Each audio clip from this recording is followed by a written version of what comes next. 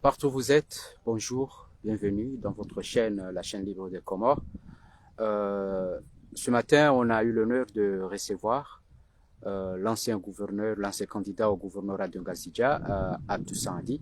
Je pense qu'il a quelques mots à envoyer aux autorités comoriennes, voire même aux autorités internationales. Euh, Monsieur l'ancien candidat au gouvernorat de Ngazidja, bonjour.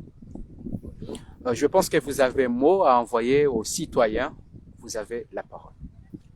Tout d'abord, bonjour à tous. J'ai souhaité venir suite à l'appel que j'ai lancé concernant le sitting de jeudi. Je sais que les autorités comoriennes se préparent à empêcher. Je reçois suffisamment de menaces, suffisamment d'avertissements pour que je renonce à cet appel, mais cet appel est très très important pour la démocratie de notre pays, pour y renoncer. Donc ce qui va arriver arrivera, ce qui devrait arriver arrivera.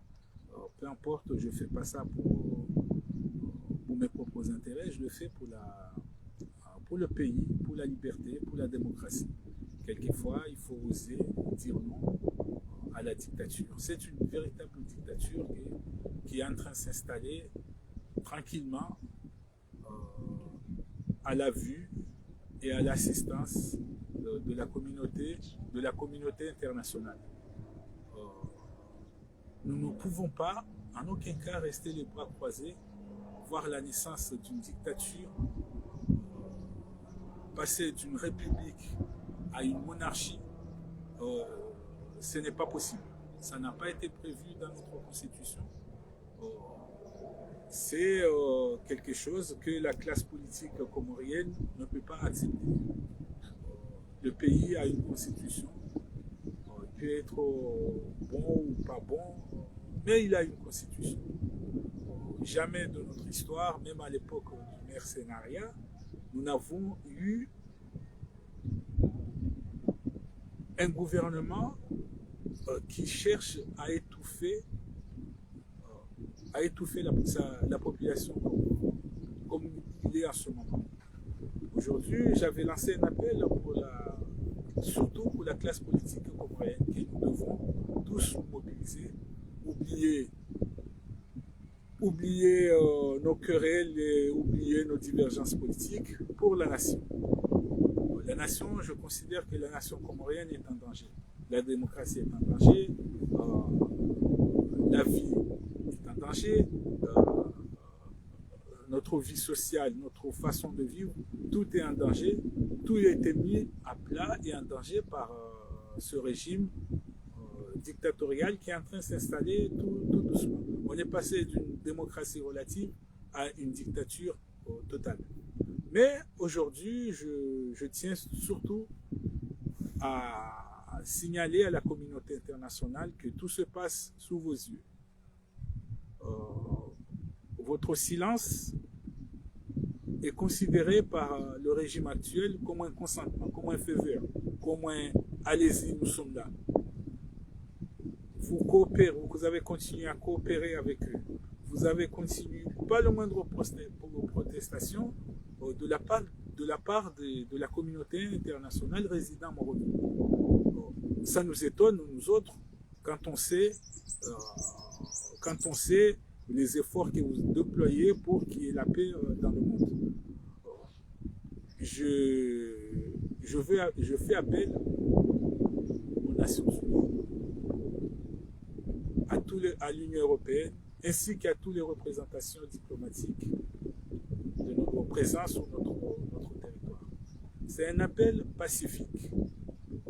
Ce n'est pas un appel pour le désordre public. Non, on veut juste protester pacifiquement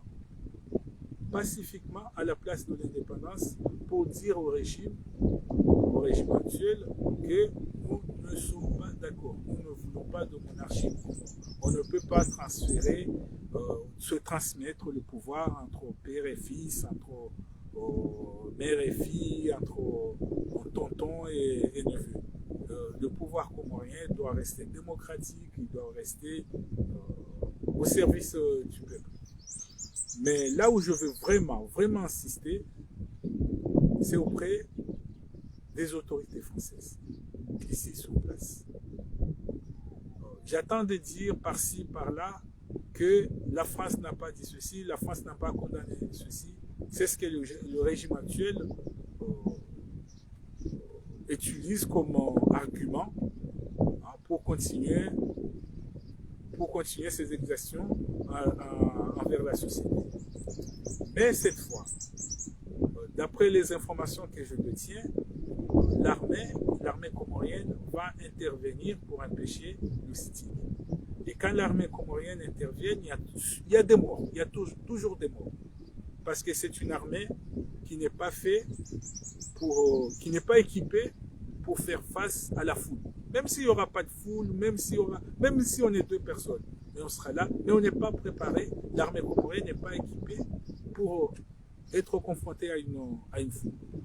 C'est pour ça qu'à chaque fois, l'armée est confrontée à la population, il tue.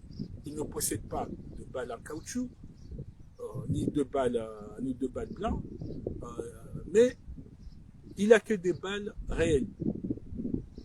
Moi, je veux que les diplomates ici présents au Comores rappellent au régime en place que utiliser des armes létales contre la population est un crime contre l'humanité.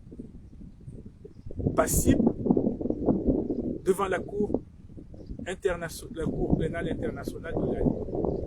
Il faut rappeler ça aux autorités comoriennes qu'ils ne peuvent pas sans cesse. Il y a une police pour ça.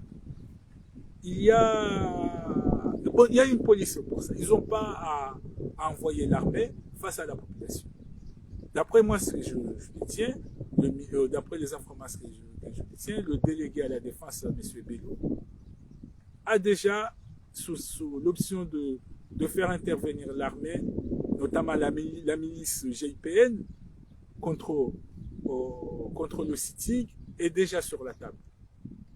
Et ça, la communauté internationale le sait. Notamment l'ambassade de France le sait. L'Union européenne le sait. Les autres représentations diplomatiques le savent.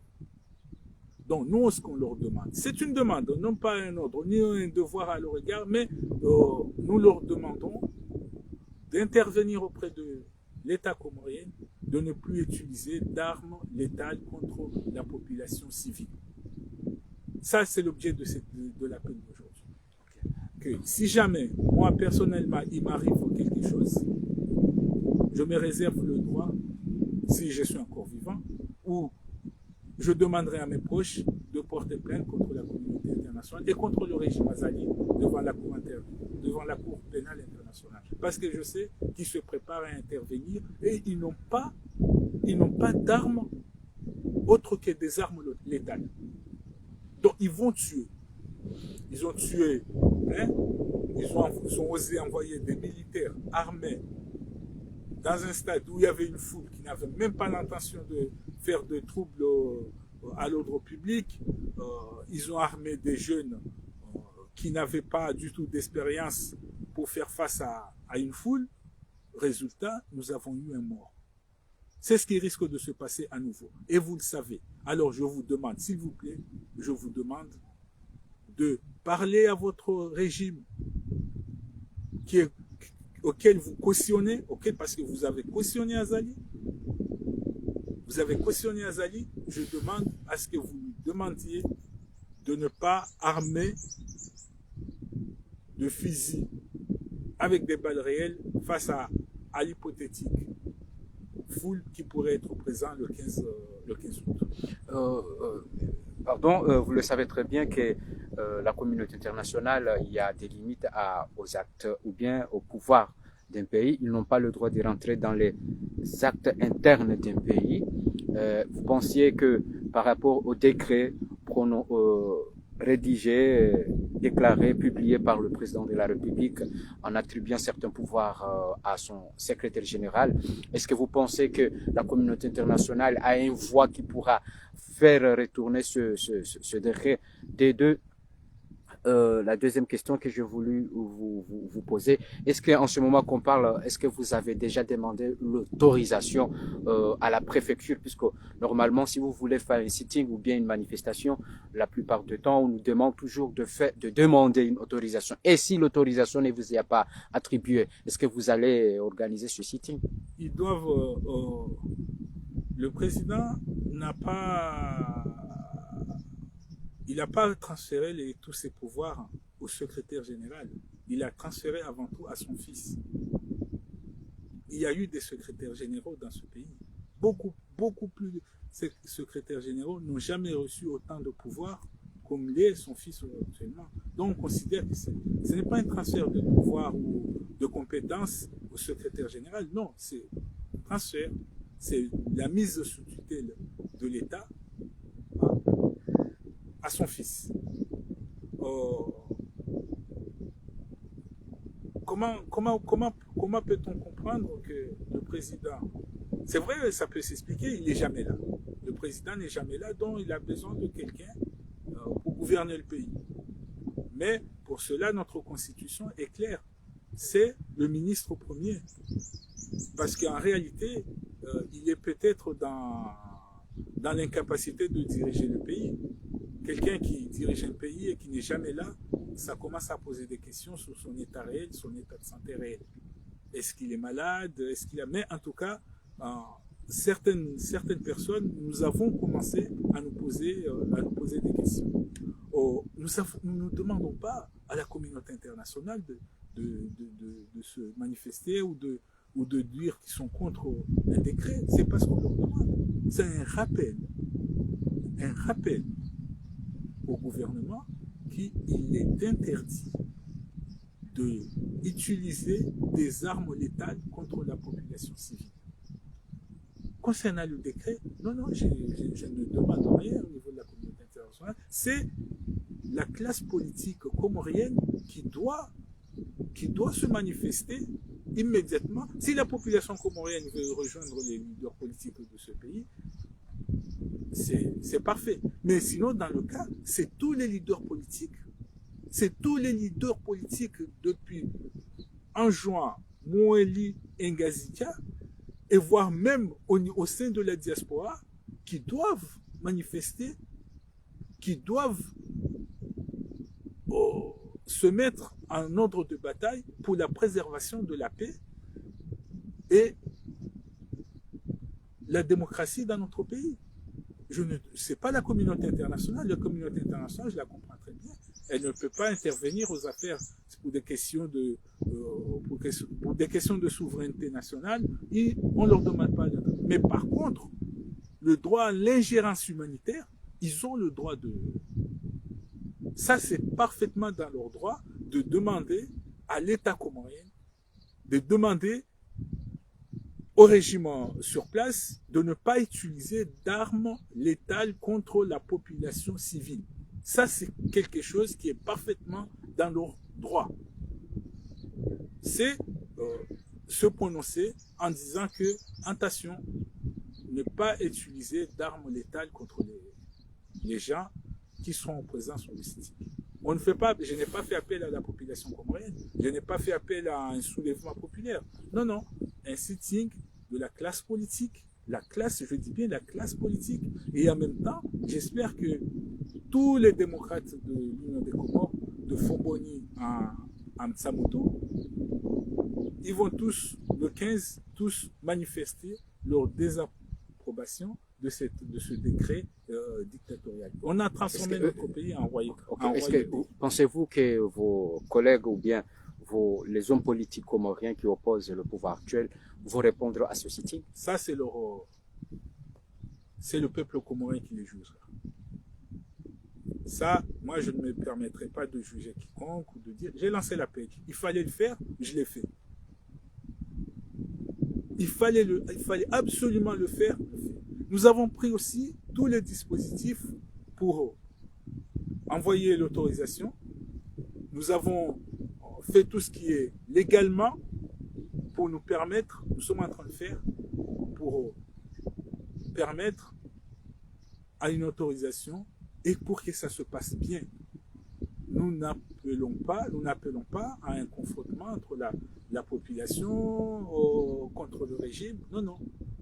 Nous sommes contre un décret. Et on veut la paix au pays. On veut qu'on se prépare. Maintenant, le passé, c'est le passé. Il y a eu des élections contestables, mais ils ont été validés par la Cour suprême, et légalement, ce qui a été validé par la Cour suprême ne peut pas être annulé. On peut le comprendre. Mais par contre, les élections législatives, nous prenons par précaution toutes les mesures nécessaires pour que cela se passe. Moi, j'appelle à la communauté comorienne, partout ailleurs, que, a priori, et apparemment, nous avons du pétrole. Nous allons devenir un enjeu stratégique pour les puissances. Nous allons devoir faire un choix de nos partenaires, un choix de notre développement, et cela ne peut se faire sans l'Assemblée nationale. Et pour avoir une Assemblée nationale représentative du pays, de toutes les circonscriptions de l'Union des Comores, doivent être représentés à l'Assemblée afin que nous puissions prendre ces virages vers un développement du pays. Merci beaucoup pour l'intervention d'aujourd'hui. Merci beaucoup à nos téléspectateurs. Nous espérons revenir dans des émissions comme ça. On vous remercie.